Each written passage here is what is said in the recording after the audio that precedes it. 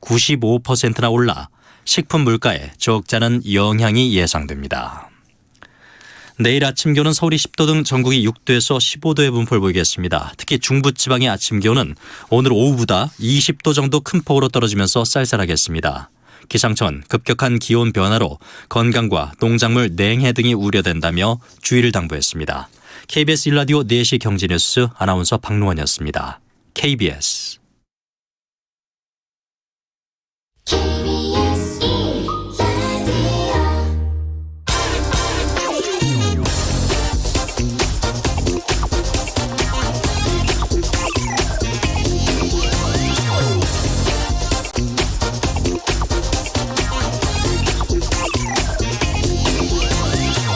유가가 급등하던 지난해 11월 정부가 유류세를 20% 인하했죠. 어제 기본소득당 용해인 의원이 이 전국의 주유소 판매가를 제공하는 오피넷 자료를 분석해서 누가 이득을 받는지 살펴서 발표했습니다. 휘발유의 경우 세금을 리터당 164원 깎아줬는데 실제 주유소에서는 평균 68원만 내렸습니다. 휘발유 가격에 깎아준 세금의 절반도 반영되지 않았으니까 휘발유 값이 내려갔다고 느끼기 어려웠던 이유입니다. 그럼 깎아준 세금은 누가 먹었을까요? 정부가 유류세를 인하하자 4대 정유소와 주유소들은 리터당 평균 마진을 64원 늘렸습니다. 작년 4분기 정유사들의 영업이익은 2조 원을 기록했고 올 1분기도 아마도 역대급 실적이 나올 것이란 전망입니다. 국민에게 돌아갈 세금 인하 혜택을 자신들이 차지했으니 역대급 이익이 안 나오면 오히려 그게 이상한 거죠. 다음 달부터는 유류세가 10%더 추가로 인하됩니다. 산업자원부는 용해인 의원의 이런 문제 제기에 이거 정유사와 주유소가 시장 상황에 따라서 알아서 가격을 정하는 그런 구조이기 때문에 정부가 할 수 있는 역할은 그저 가격 인하를 당부하는데 좀 휘발유 가격 내려달라 이렇게 당부하는데 그칠 수밖에 없다. 이렇게 답변했다고 합니다. 좋은 정책이라도 반드시 좋은 결과가 나오는 건 아닙니다. 그 정책이 누구의 입장에 서서 실행되는지에 따라서 그 결과가 달라집니다. 네, 경제와 정의를 다잡는 홍반장, 저는 KBS 기자 홍사원입니다. 홍사원의 경제쇼 출발하겠습니다. 유튜브 오늘도 함께 갑시다.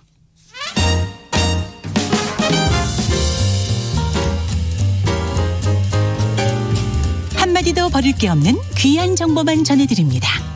대한민국 최고의 경제 전문가와 함께하는 홍사훈의 경제쇼. 네, 미국이 금리 인상에 속도 내고 있습니다. 굉장히 빨리 지금 인상할 것 같은 그런 인상받고 있습니다. 금리 추이 그리고 금리가 실제 우리 경제에 어떤 영향을 줄지 오늘 좀 자세히 짚어보겠습니다. 김영익 서강대 경제대학원 교수 나오셨습니다. 안녕하세요. 예, 안녕하십니까. 오늘 굉장히 덥더라고요. 예, 저도 오다 보니까 느꼈습니다. 예, 더운데 경제라도 좀 시원해져야 될 텐데 그렇지 않을 것 같아서 걱정입니다.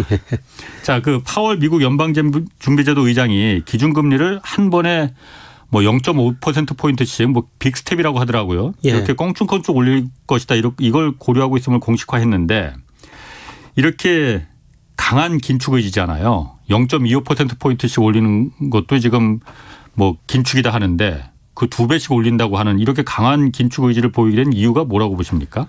요새 그 빅스텝이 아주 자이언트 스텝이라고 또 그런 용어도 나오는데요. 더 올린다고? 0.50%가 아니라 0.75%포인트까지 올릴 수 있다. 예. 그런데 미국이 이렇게 금리를 올리려고 하는 것은 미 연준의 통화정책 목표는 고용 극대화하고 물가 안정 두 그렇죠. 가지거든요. 예. 고용이 많이 회복됐어요. 실업률이 3.6%까지 떨어졌고요. 예. 더욱 중요한 건 물가죠. 예. 지난 3월 소비자 물가가 8.5%는 그렇죠. 올랐는데요. 예. 이게 40년 3개월 만에 물가 상승률이 이렇게 높거든요. 예. 그래서 연준의 물가 목표가 2%인데 8.5%까지 올라버리고 연간으로도 5%를 넘을 가능성이 높으니까 물가를 잡기 위해서 금리를 올릴 수밖에 없는 것이죠. 그런데 물가가 오른다는 거는 결국 인플레를 걱정하기 때문에 그런 거잖아요. 예. 그리고 물가 오르는 게 인플레가 지금이 정점 아니에요, 그러면은? 예, 저는 3월이 거의 정점이라고 보고 있습니다. 예. 하반기로 갈수록 수요가 둔화되고 유가 상승성이 좀 둔화되면서 물가가 떨어지기는 떨어질 텐데요. 이제 떨어지는 속도가 문제죠. 8.5%에서 2%까지 떨어질 가능성은 굉장히 낮고요. 전문가들이 한 5% 안팎 12월 이 예. 무렵에는 5% 안팎으로 떨어질 것이다. 그래도 연간으로 보면은 5%가 넘거든요. 그래서 목표 수준을 훨씬 초과하기 때문에 예. 뭐 저는 뭐 한 4% 초중반까지는 떨어질 수 있다고 보고 있습니다.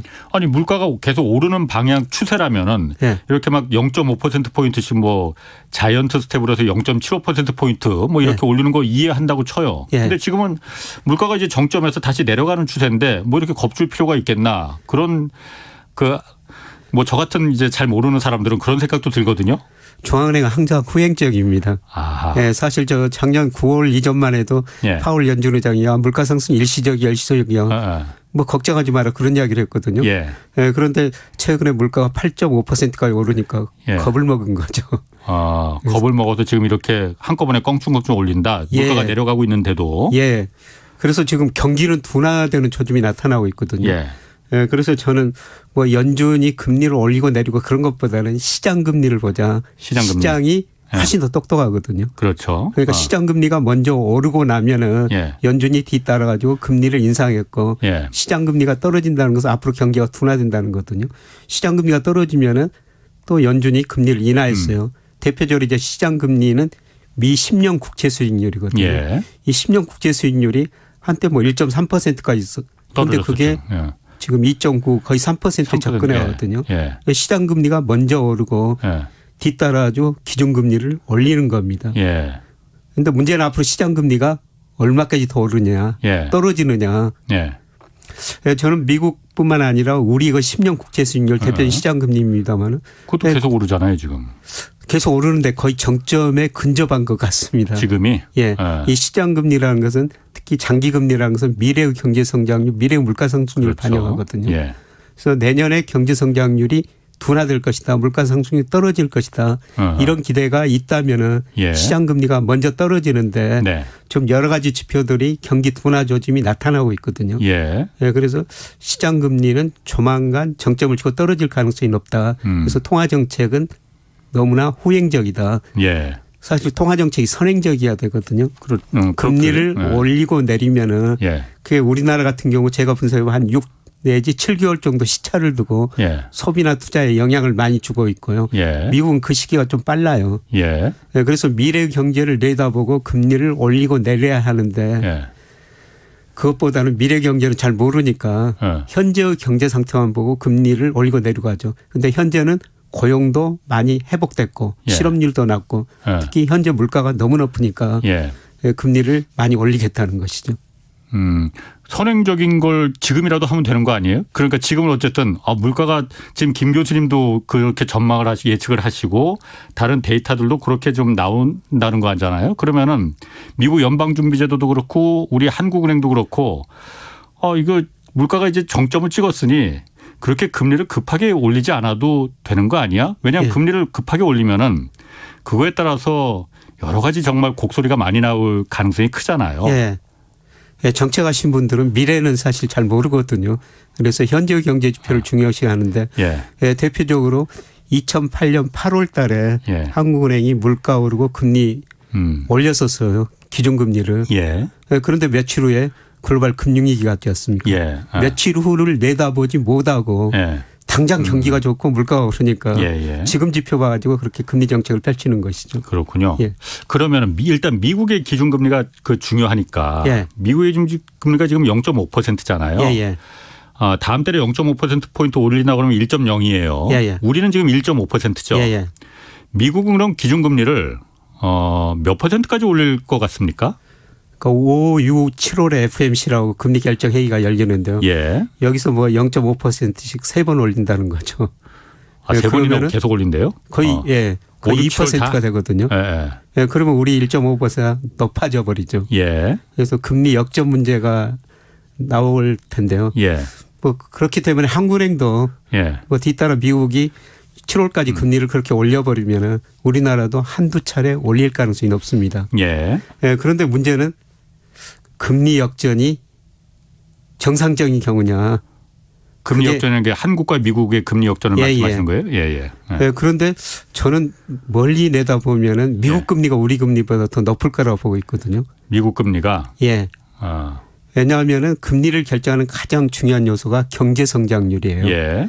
예, 그런데 미 의회가 추정해 보면 미국 지금 잠재 실질 GDP 성장률이 2%인데요. 예. 우리나라는 제가 추정하면 1.9%거든요. 미국보다 낮다 이거죠. 잠재 예. 성장률이. 예. 그리고 10년 후 좀 먼 일입니다만은 예. 미 의회가 미 잠재 성장률 1.7%로 추정하고 있어요. 그런데 우리나라는 한국금융연구원 같은 데 추정해 보면 1.0%거든요. 왜 그렇게 우리가 미국 경제보다 우리가 성장률이 더 좋다고 지금 알고 있는데 왜 그렇게 잠재 성장률이라는 게 물가를 건드리지 않고 성장할 수 있는 그 이유를 말하는 거잖아요. 뭐 수요 측면에서는 물가 상승을 유발하지 않고 성장할 수 있는 능력. 왜 우리가 더 낮아지는 거예요, 미국보다? 인구가 감소하기 때문에요. 인구. 예. 특히 이거 15세에서 64세 인구가 노동 가능 인구라고 그러는데요. 예. 이 인구가 2020년부터 줄어들기 시작했어요. 예. 더 많이 감소할 거거든요. 예. 그리고 우리 기업들이 이미 자본 스탁을 많이 축적해 놨기 때문에 예. 투자가 많이 안 늘어날 것이다. 아하. 예. 그다음에 잠재 성장률을 결정하는 게 총 요소 생산성이에요. 생산성. 예. 생산성이 증가하면 잠재 성장이 올라갈 수 있는데 예. 이 생산성이라는 게 하루아침에 올라갈 수 있는 일이 아니거든요. 예. 그런데 우리 경제가 사실 뭐 2010년 이전까지는 높은 성장을 했죠. 예. 2009년까지 1980년부터 IMF가 세계경제 성장률 전망 세계경제 성장률을 발표하는데요. 예. 우리가 1980년에서 2009년까지는 연평균 7% 성장했습니다. 아이고 그때 뭐 그런 시절이 있었군요. 그런데 세계 평균은 3.4%였거든요. 예. 그런데 2010년부터 작년까지 보니까 우리가 연평균 3.0, 예. 세계 평균은 3.3. 우리가 세계 평균을 지금 밑돌고 있죠, 성장률이. 세계 평균보다도 우리 성장률이 더 떨어지는군요. 예. 그런데 앞으로가 문제예요. 예. IMF가 최근에 그 4월 세계경제 전망 이 보고서를 발표했는데요. 예. 올해 내년 우리 경제 성장률이 2.7% 평균. 예. 올해 2.5 내년에 2.9라고 전망해 놨는데요. 네. 근데 2년 평균 2.7인데 예.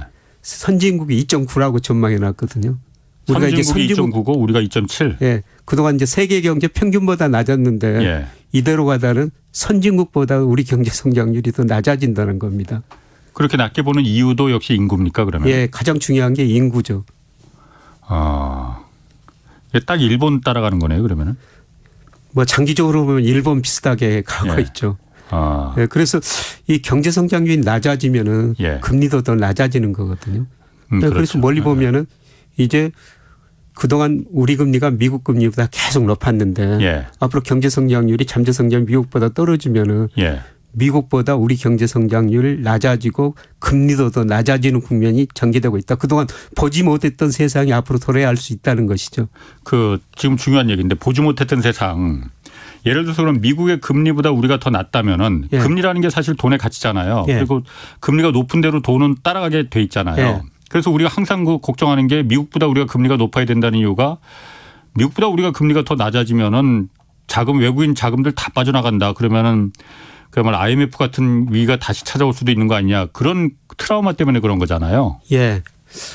작년까지는 그 채권 시장으로 돈이 많이 들어왔거든요. 예. 작년에 외국인들 우리 주식을 한 25조 순매도했고요. 예. 예, 그런데 채권은 65조 정도 순매수를 했어요. 외국인들이. 예. 올해 3월까지도 주식은 한 9조 정도 순매도를 했는데 예. 채권 한 7조 정도 순매수를 했거든요. 예. 채권 시장으로 계속 돈이 들어왔었어요. 예, 그런데 앞으로 우리나라와 미국 금리 차가 줄어들거나 역전되면은 예. 채권 시장으로 자금이 들어올 요인이 많이 없지. 줄어들고 있죠. 예. 예, 그런데 다행스러운 것은 예. 이 채권 시장으로 돈이 들어오고 나간 거는 예. 그냥 이런 명목 금리보다 실질 금리가 더 중요한 영향을 미치더라고요. 물가를 반영한. 예, 물가를 반영하면은 우리 그렇죠. 물가는 지금 지난 3월 달에 4.1, 미국은 8.5%거든요. 예. 물가를 반영하면은 우리 실질 금리가 미국보다는 높아요. 그렇죠. 예, 그래서 이걸 보면은 예. 뭐 단기적으로 극적인 자금을 빠져나갈 유인은 없는데 예. 예, 그런데 구조적으로 예, 계속 미국 금리가 우리 금리보다 더 높아지면은 우리 채권 시장으로 돈이 안 들어오게 되죠. 예. 안 들어오면 어떻게 되는 겁니까? 안 들어오게 되면은 우리가 채권을 사야 되죠. 앞으로 정부가 계속 국채 발행할 수밖에 없거든요. 재정 적자를 메꾸기 위해서. 예. 그래서 외국인이 우리 채권을 안 사면 그러면 누가 사줘야 되느냐. 앞으로 우리 은행들이 사줄 거예요. 은행들이 돈이 들어오면은 대출 아니면 유가증권 투자를 하거든요. 예. 그런데 대출은 가계대출, 기업대출이에요. 예. 가계라는 것은 전체적으로 금융회사에 저축한 돈이 빌려 쓴 돈보다 많은 자금 잉여 주체거든요. 예. 작년에도 104조 정도 우리나라 개인들이 금융회사에 저축한 돈이 빌려 쓴 돈보다 많았어요. 저축한 돈이 빌려 쓴 돈보다 많았다. 예. 개인 가계. 일반 국민들이. 예, 가계 전체적으로는 예, 저축 가계는 자금 잉여 주체거든요. 저축한 예. 돈이 빌려 쓴 돈 많습니다. 예. 예, 그런데 기업이 자금 부족 주체인데요. 예. 우리 기업들이 작년 말 현재 949조 원 정도 현금성 자산을 가지고 있습니다. 그게 그 사내 한국- 유보해서 예, 그 말하는 한국은행 거죠? 자금 순환 예. 기준인데요. 예. 주로 뭐 삼성전자 같은 대기업들이 이렇게 많이 가지고 있죠. 예. 이 기업들이 현금을 많이 가지고 있다 보니까 은행에서 돈을 덜 빌려 쓰거든요. 그렇죠. 빌릴 이유가 없죠. 그래서 은행 회장, 행장들 만나보면 고민이 많아요. 과거에는 대출이 잘 됐는데 기업 대출이 잘 됐는데 지금은 기업들이 돈을 덜 빌려 쓴다는 거죠. 아. 그래서 한 금융그룹 회장은 이런 이야기까지 합니다. 은행의 경쟁력이 과거에 대출에 있었는데 유가증권의 운용에 있다. 아하. 예. 이제 대출이 상대적으로 안 되니까 그 돈 가지고 유가증권 주식 아니면 채권 투자해야 되거든요. 예. 근데 은행이 위험하다고 주식은 별로 안 삽니다. 아하. 채권만 많이 사거든요. 예. 그래서 외국인이 안 사준 채권, 정부가 발행한 채권을 네. 계속 은행들이. 우리 은행들이 사줄 수 있습니다. 어. 이런 일이 일본에서 먼저 일어났어요. 그렇죠. 98년부터 일본 기업들이 자금 잉여 주체로 전환이 돼 버립니다. 예. 기업들이 금융에서 돈을 빌려 써야 되는데 안 빌리니까. 98년부터 일본 은행들이 기업 은행에 저축한 돈이 빌려 쓴 돈만 많아져 버렸거든요. 예. 그래서 은행이 그 돈 가지고 기업들이 돈을 안 갔으니까 채권 계속 사죠. 예. 그래서 일본은행 자산 중에서 채권 비중이 1990년에 한 10%밖에 안 됐는데요. 예. 2000년에 가니까 거의 32%까지 가버려요. 그러니까 일본 정부가 경기가 나쁘니까 정부가 계속 채권을 발행했는데 예. 채권을 발행하면은 구축 효과라고 그래가지고 채권 공급이 늘어나니까 민간 투자가 줄어드는 거. 예, 금리가 오르면서 민간 투자가 줄어들어야 되거든요. 예.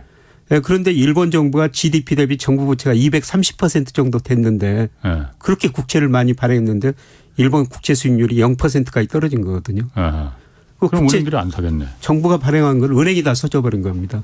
기업들이 돈을 안 갖다 쓰니까요. 예. 우리도 이제 그런 식으로 지금 가고 있는 것 같습니다.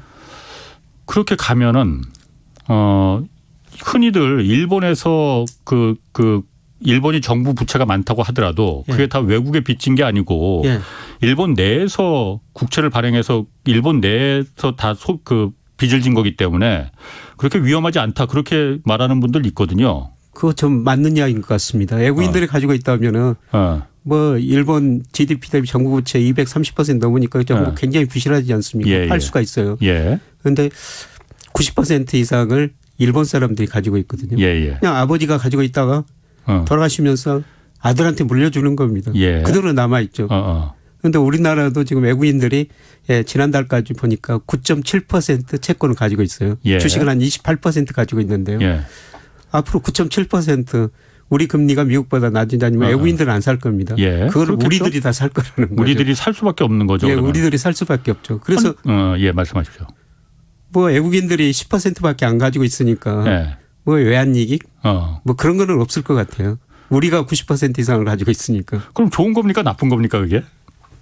그러니까 미국보다 한국의 금리가 더 낮아지면은 예. 외국인들이 한국이 국채를 안만 발행해도 이거 그 거들떠보지도 않을 테니까 왜냐하면 예. 더 금리가 많이 준다는 미국으로 갈 테니까. 예. 그럼 한국의 국채가 외국인들이 안 사니까 내국 은행들이 이제 그걸 만약 예를 들어 예. 산다면은 예. 그게 우리 경제에 좋은 건지 나쁜 건지 일견 좋은 것도 같고 나쁜 것도 같고 그런 생각이 들거든요. 어떤 측면에서 보면 별로 안 좋은 거죠. 예, 은행들이 채권을 그렇게 산다는 것은 예. 기업들이 투자를 안 한다는 겁니다. 아하, 예. 기업들이 투자를 안 하면 경제 성장률 떨어지고 일자리가 줄어들 수밖에 없죠. 예. 일자리가 줄어들면 경제 성장률 낮아지고 금리 더 낮아지고 예. 이런 그럼 저성장 나중에는 결국은 은행들도 한국에서 발행한 국채를 한국의 은행들이 안 사겠군요. 그러면은.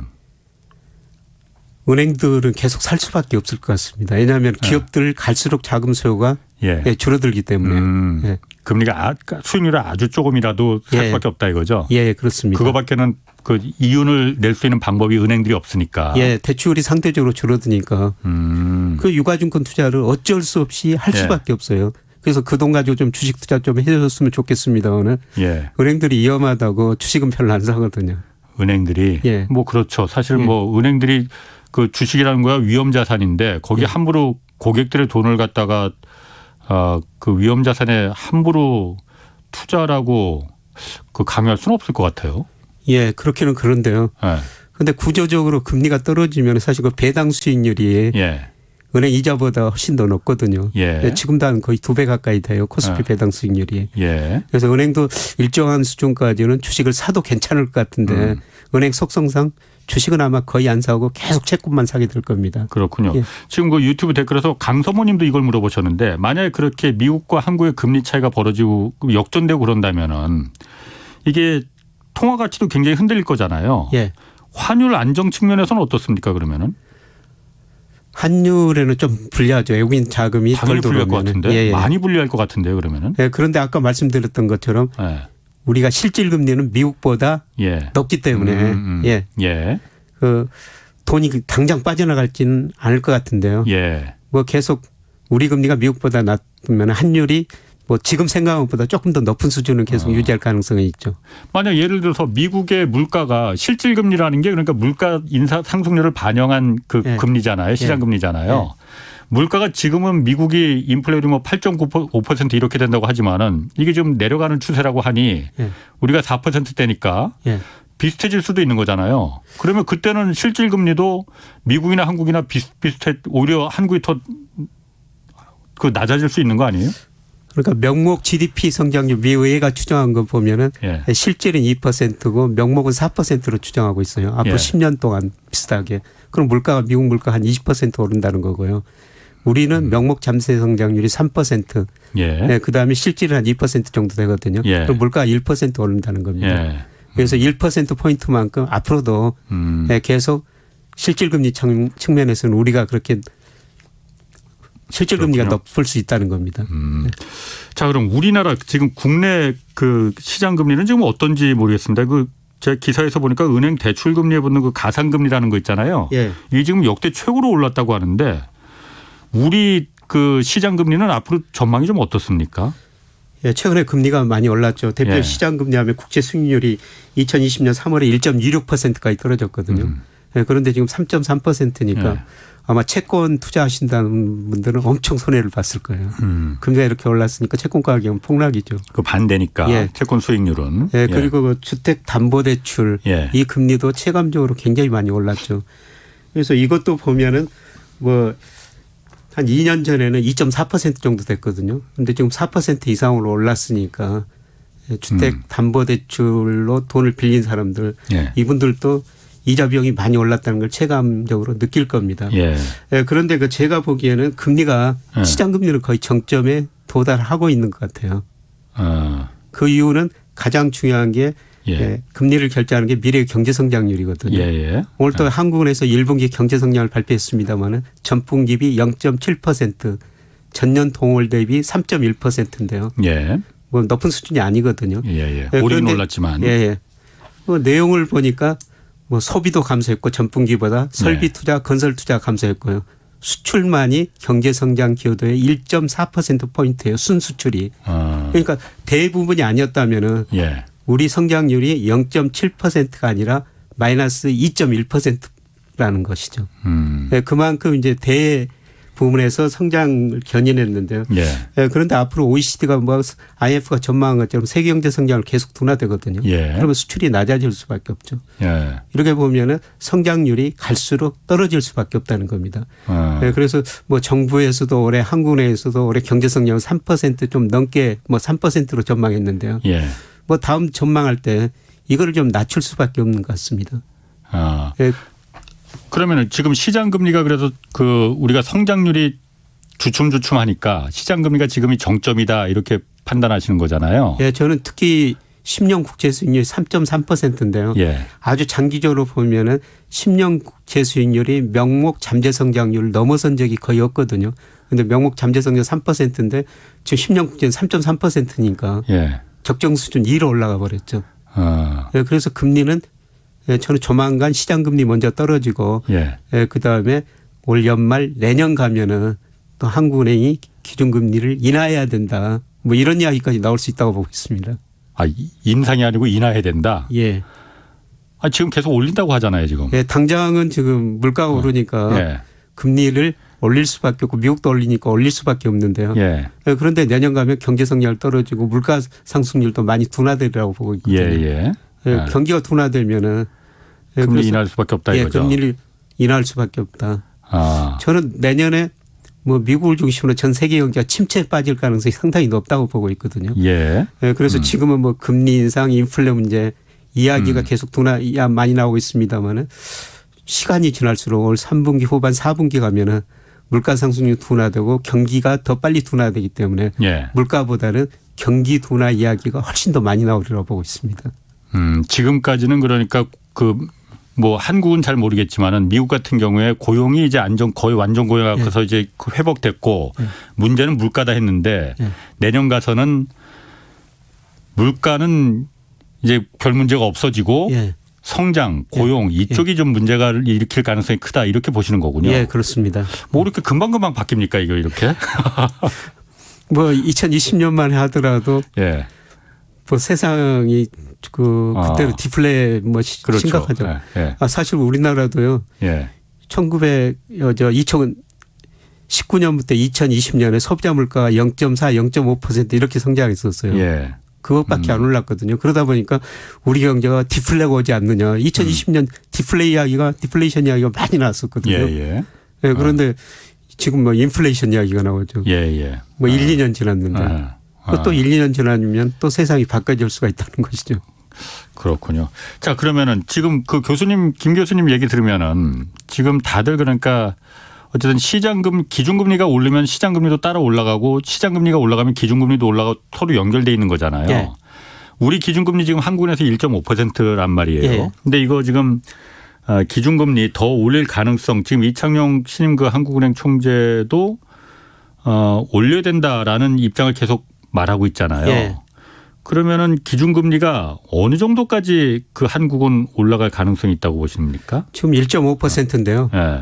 뭐 잘해야 2% 정도까지. 저는 그 이상은 안 올라가리라고 보고 있습니다. 2%까지 올라갔다가 내년에 다시 내리라는 말이 나올 것이다. 예.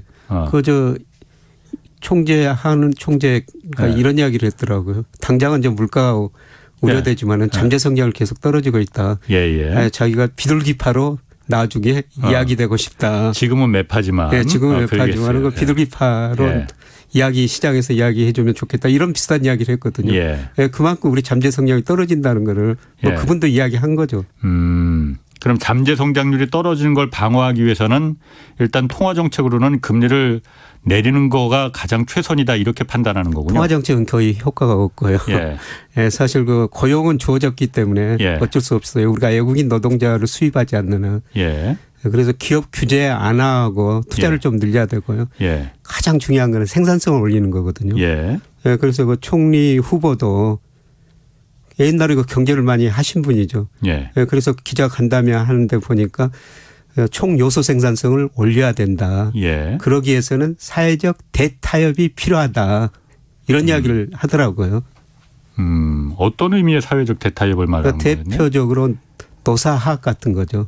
그래서 노사화학 같은 걸 통해 가지고 우리 잠재 성장이 높아지려면 생산성이 올라갈 수밖에 없다는 거죠. 노사화합을 통해서 어떻게 생산성을 높인다는 건지 그게 제가 잘 감이 안 오는데.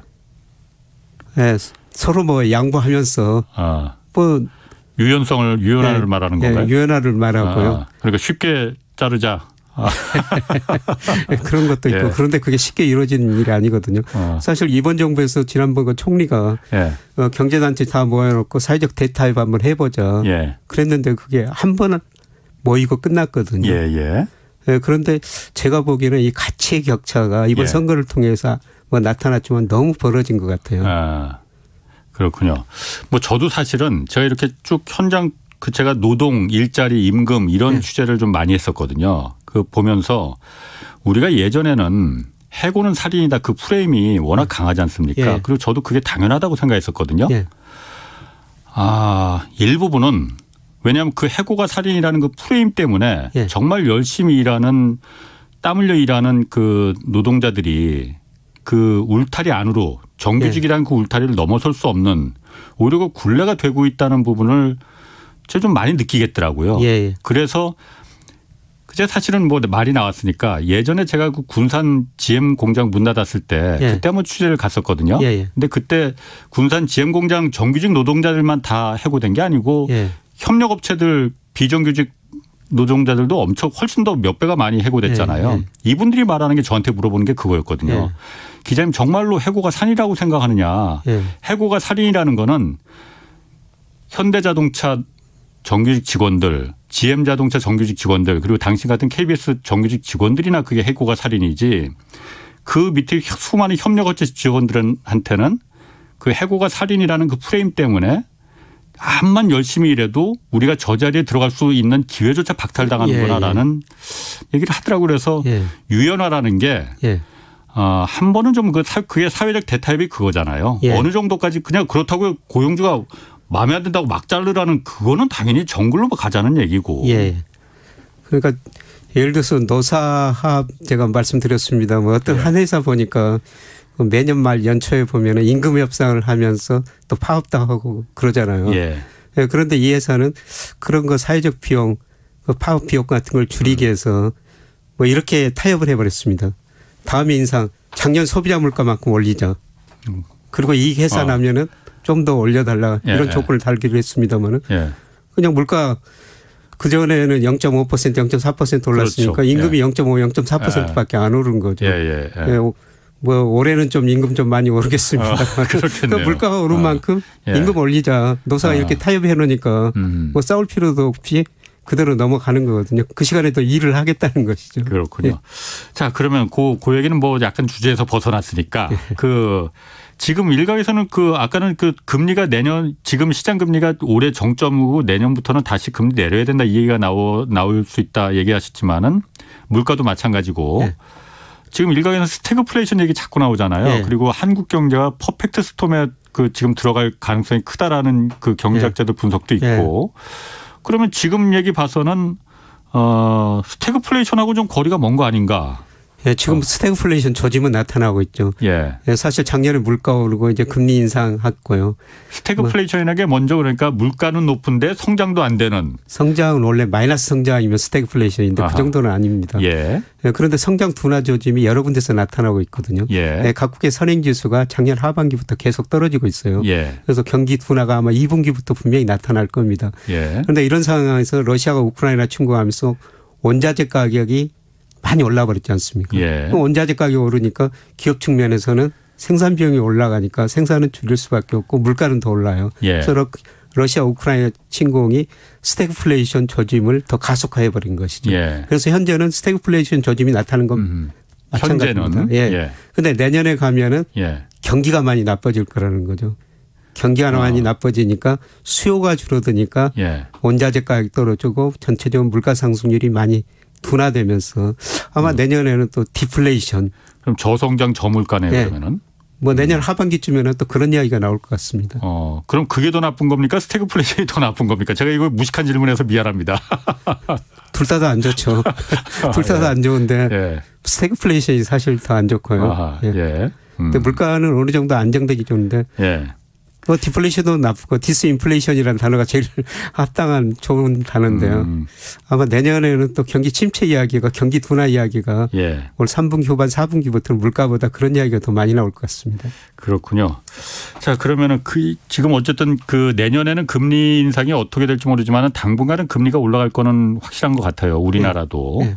이런 시기에는 그러면은 일반 가계 지금 아까 주택담보대출 얘기도 하셨지만은 이런 시기에는 고정금리, 변동금리 돈을 어쨌든 빌릴 때 두 가지 종류가 있잖아요. 예. 그러면 당연히 고정금리로 빌리는 게 더 유리할라나요? 그러면은? 금리가 앞으로 오를 것 같으면 지금 고정금리 대출을 해야 되죠. 예, 그런데 금리가 떨어진다면은 변동금리 대출해야 되죠. 예. 사실 최근에 금리가 오르니까 예. 우리나라가 가계대출 77%가 변동금리로 했더라고요. 그렇죠. 그러니까 금리가 오르니까 이자 부담이 많이 늘어났죠. 예. 예, 그런데 지금 변동금리를 고정금리로 바꿔야 되느냐 또 제출할 때 고정금리를 해야 되냐 변동금리를 해야 되냐. 예. 저는 내년 이후로 다시 금리 떨어질 거라고 보고 있어요. 만기가 긴 대출일수록 예. 지금 변동금리를 하셔야 된다는 거죠. 만기가 긴 대출이면은 예. 대개 대출은 만기가 좀 긴데 그래도. 주택담보대출 뭐 네. 10년짜리, 20년짜리 예. 최근에 한 은행에서는 30년짜리도 내놓고 있더라고요. 내놨어요. 예.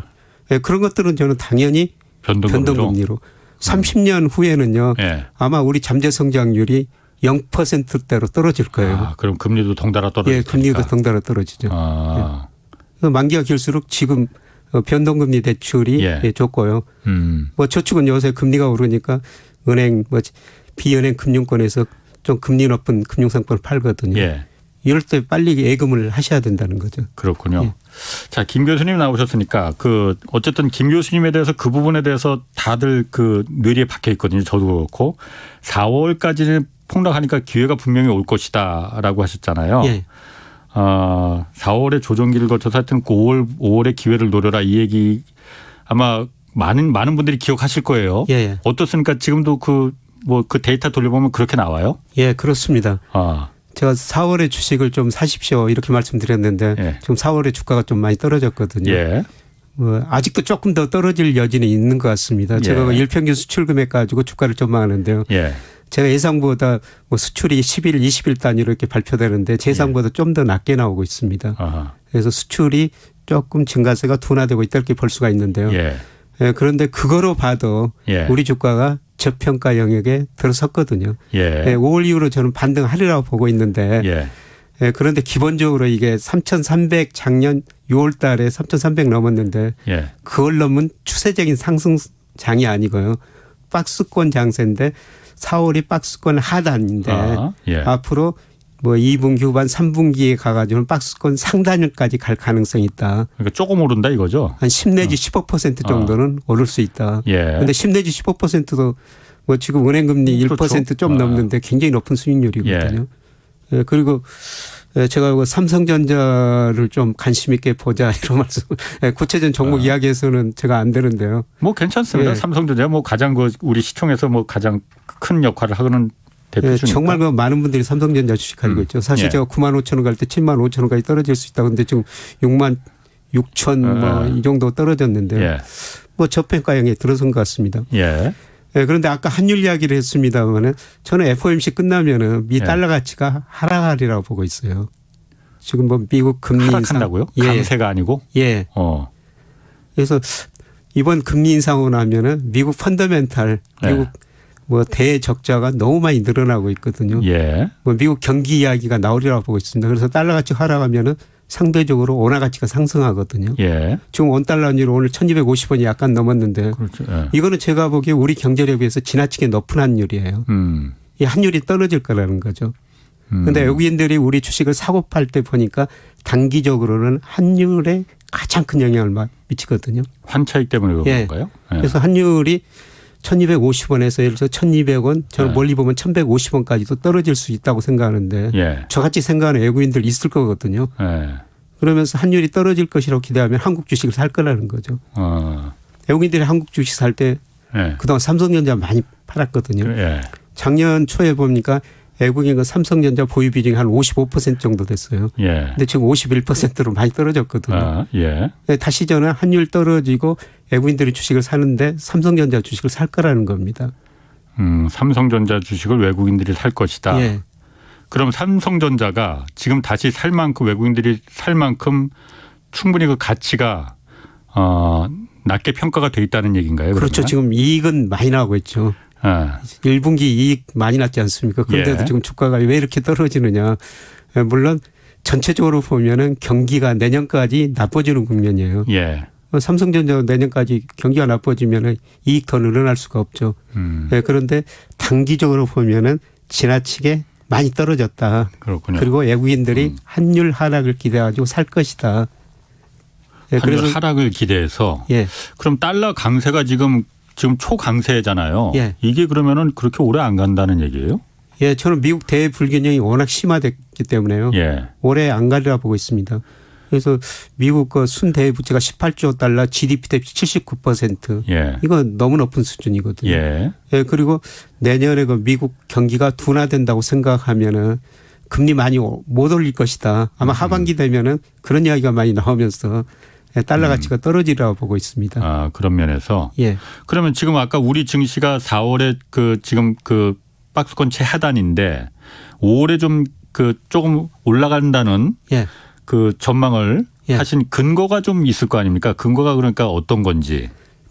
일평균 수출 금액이 4월이 한 24억 달러, 25억 달러 안팎 될 텐데 네. 5월은 뭐 제가 예상해 보니까 25억, 26억 달러 4월보다는 일평균 수출 금액이 늘어나고요. 네, 그다음에 5월 되면은 물가 상승세가 둔화될 것이다. 4월 물가가 발표가 되거든요. 예. 우리나라는 5월 초에 발표되고 5월 예. 중순경 가면은 미국 물가도 4월께 발표돼요. 예. 네, 3월보다 증가세가 둔화됐을 것이다. 네. 물가 굉장히 걱정 많이 하는데 물가 상승이 둔화되면은 예. 좀 긍정적인 영향을 주시장이 줄이라고 보고 있고요. 예. 예. 네, 그다음에 계속 말씀드렸습니다만 외국인들이 지금 환율은 너무 높다. 예. 원화 가치가 올라갈 것이다. 이런 기대를 하고 외국인들이 주식을 좀 사리라고 보고 있습니다. 그럼 지금 외국인들이 계속 그 한국에서 주식시장에서 빠져나간 셀코리아라고 하잖아요. 예. 그것도 그러니까 환율 영향도 좀 있는 거예요. 예, 외국인들이 장기적으로는 한국 경제 성장을 기업 수익 보고 장기적으로는 투자하지만 단기적으로는 환율 영향이 가장 크거든요. 예, 제가 통계적으로 분석해 보더라도 환율이 떨어지면 외국인이 샀어요. 또 외국인이 사면은 환율이 더 떨어졌죠. 예. 예, 그런데 그 시초는 예. 처음 시작은 환율이 떨어질 것이라는 기대였다는 것입니다. 그래서 조만간 한국 환율이 너무 높다. 예. 환율이 떨어질 것이다. 이런 기대를 가지고 외국인들이 살리라고 보고 있습니다. 그렇군요. 어쨌든 그러면 4월에 지금 4월 아직 뭐 끝나지 않았으니까 4월에 봐서 그러니까 주식시장에 지금 계신 분들은 그러니까 주식을 더 사도 좀 사두는 게 낫겠다라는 뭐 물론 이거는 개인들이 다 그 책임지고 결정하는 겁니다. 예, 예. 그래서 제가 뭐 4월에 주가 많이 떨어질 것을 했는데 예. 또 4월 되면 걱정을 많이 하거든요. 혹시라도 안 떨어지면. 많이 떨어지긴 떨어졌어요. 예. 또 5월 오른다고 그랬는데 예. 안 오르면 어떨까. 늘 밤잠 못 자죠. 아니 그거야.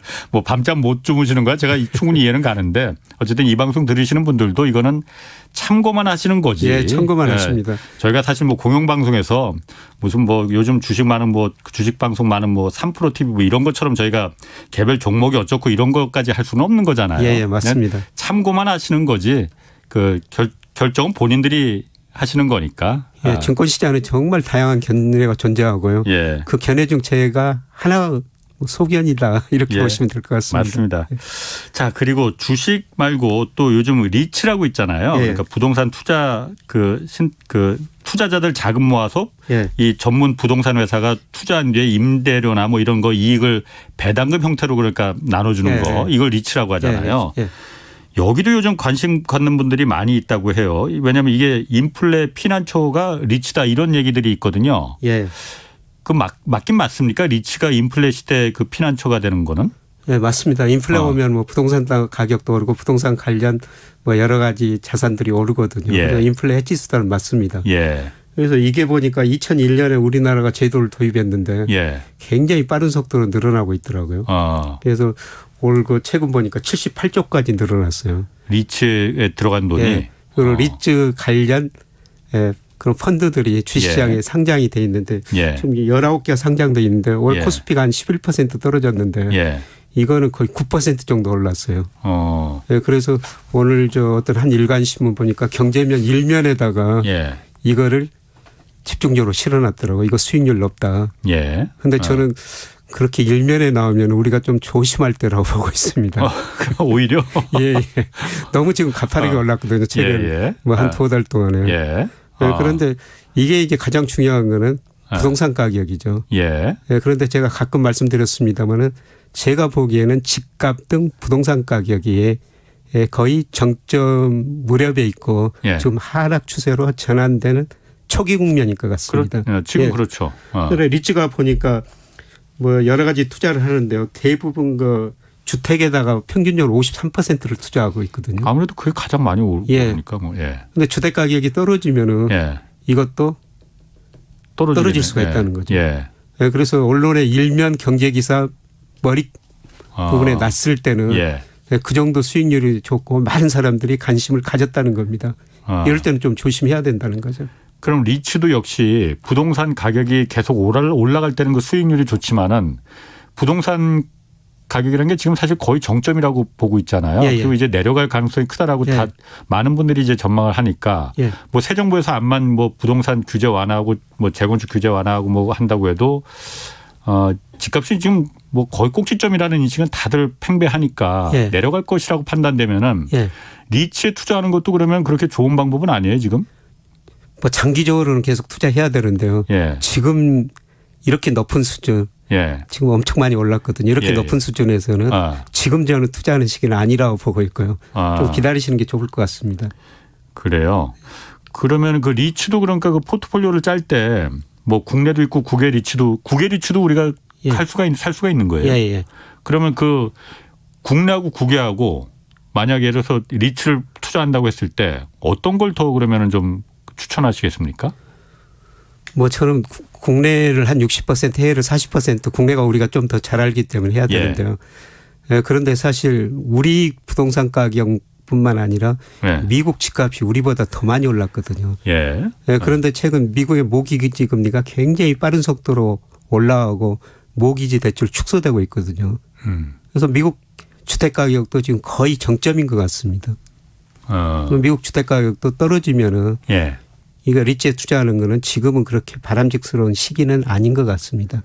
미국 예. 리츠도 물론 그 아주 장기적으로 보면은 이것도 우리 그 투자 자산에 장기적 인플레를 해지하고 또 배당도 많이 주거든요. 예. 그런데 이게 부동산 가격이 오를 때 이렇게 해당되는 거지. 예.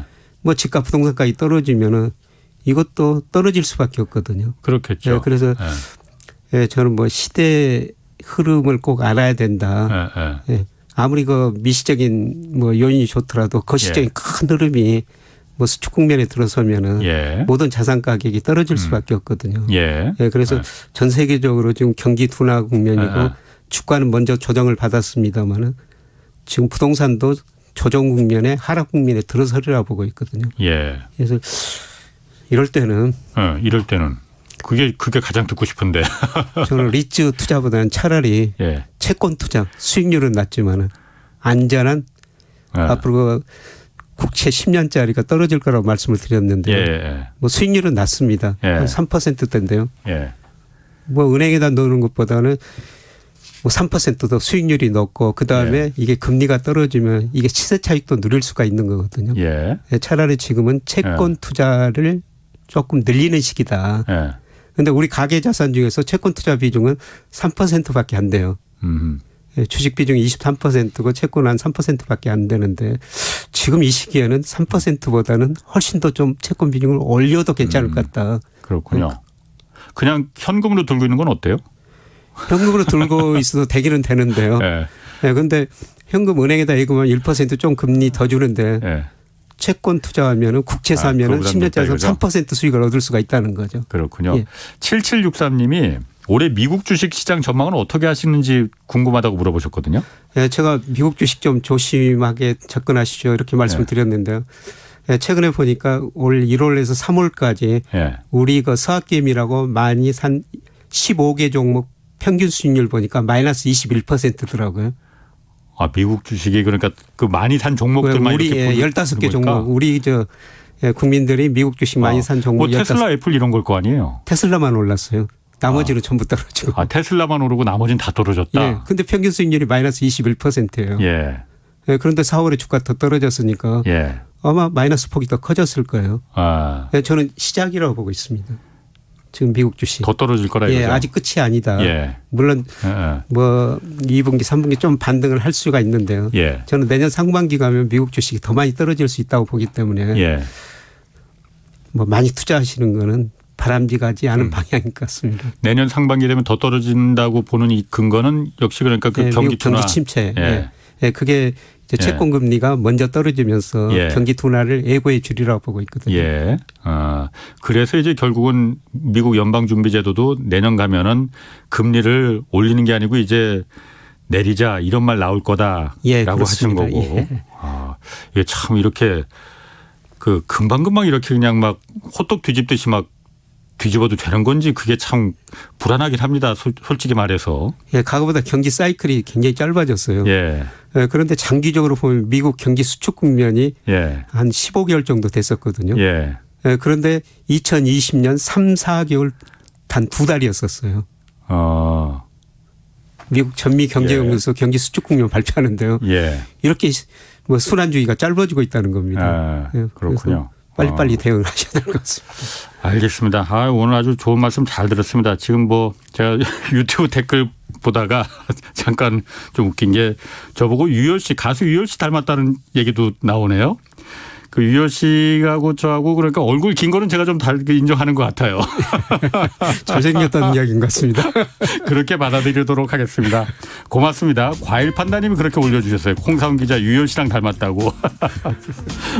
자, 오늘 말씀 감사합니다. 지금까지 김영익 서강대 경제대학원 교수 함께했습니다. 자, 오늘 여기까지 하겠고요. 내일은 이종우 이코노미스트와 함께 식량 인플레 현실화 우려 이거 자세히 좀 짚어보겠습니다. 지금까지 경제와 정의를 다잡는 홍반장 홍사훈의 경제쇼였습니다.